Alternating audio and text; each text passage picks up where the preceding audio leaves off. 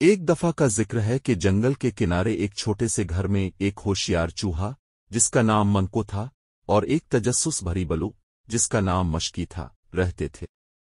مشکی نرم و ملائم تھی، اس کی دم پھولی ہوئی تھی اور وہ ہر وقت کھیلنے کو تیار رہتی تھی، جبکہ منکو چھوٹا لیکن بہت چالاک تھا، جو ہمیشہ اپنے آپ کو بڑی مخلوقات سے بچانے کے لیے کوئی نہ کوئی ترکیب سوچتا رہتا تھا۔ ایک دن دوپہر کے وقت مشکی نے منکو کو باورچی خانے کے کونے میں پنیر کا ایک ٹکڑا کھاتے ہوئے دیکھا۔ مشکی کی آنکھوں میں چمک آ گئی اور اس نے سوچا، واہ، یہ تو شکار کی مشق کرنے کا بہترین موقع ہے۔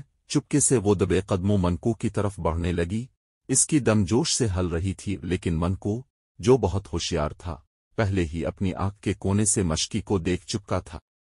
بجائے اس کے کہ وہ بھاگتا، اس نے فوراً ایک منصوبہ بنایا۔ وہ جلدی سے دیوار میں ایک چھوٹی سی دراڑ کی طرف بھاگا اور جیسے ہی مشکی نے چھلانگ لگائی، منکو نے کہا، رکو، کیوں نہ مجھے پکڑنے کے بجائے ہم ایک کھیل کھیلیں؟ مشکی، جو منکو کی بات پر حیران تھی، رک گئی۔ کھیل؟ اس نے تجسس سے پوچھا، اپنی گردن کو ایک طرف جھکاتے ہوئے۔ ہاں، منکو نے کہا، اگر تم 3 پہیلیوں کے بعد بھی مجھے پکڑ لو تو تم مجھے لے سکتی ہو، لیکن اگر نہیں تو پھر ہم دوست بن جائیں گے اور تم مجھے کبھی نہیں پکڑو گی۔ مشکی، جو چیلنج سے متاثر ہو چکی تھی، فوراً مان گئی۔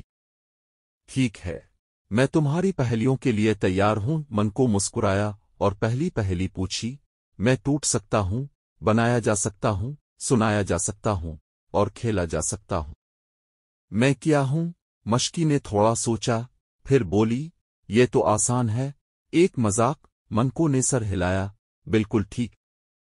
دوسری پہیلی یہ ہے، میں پر کے بغیر الفاڑتا ہوں، آنکھوں کے بغیر روتا ہوں، جہاں بھی جاتا ہوں اندھیرا چھٹ جاتا ہے۔ میں کیا ہوں؟ یہ پہلی مشکی کو تھوڑا زیادہ سوچنے پر مجبور کر رہی تھی، لیکن جلد ہی وہ بولی، بادل۔ بہت خوب، منکو نے کہا، متاثر ہو کر۔ اب آخری پہیلی، میرے پاس چابیاں ہیں لیکن تالے نہیں، میرے پاس جگہ ہے لیکن کمرہ نہیں۔